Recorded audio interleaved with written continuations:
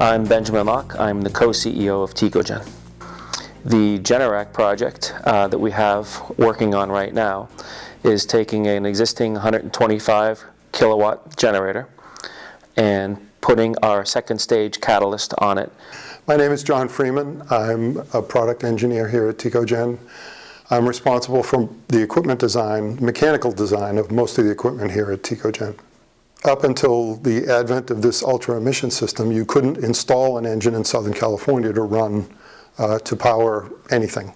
Current natural gas generators are limited to how much time they can operate because of the strict emission standards. By upgrading these natural gas generators to the Tecogen emissions, it allows the generators to run at longer periods of time, more profitably for the site, and more important, cleaner emissions to the atmosphere.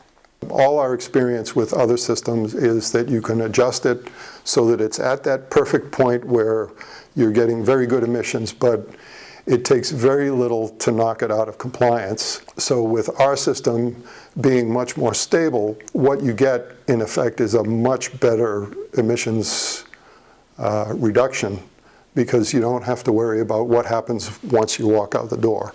And that's kind of the dirty little secret of a lot of other systems. People can tune them so that they pass that yearly, what they call a source test. Nobody really wants to look between those tests because they know the answer is going to be bad. And we have confidence in our system that between those tests, you're also going to be in compliance. So with our system installed, a customer spends much less time worrying about compliance and maintaining compliance, because they do their monthly test. The system is fine. They go back and they go on to whatever their real job is. My name is Bob Panora, and I'm the Chief Operating Officer of Tecogen.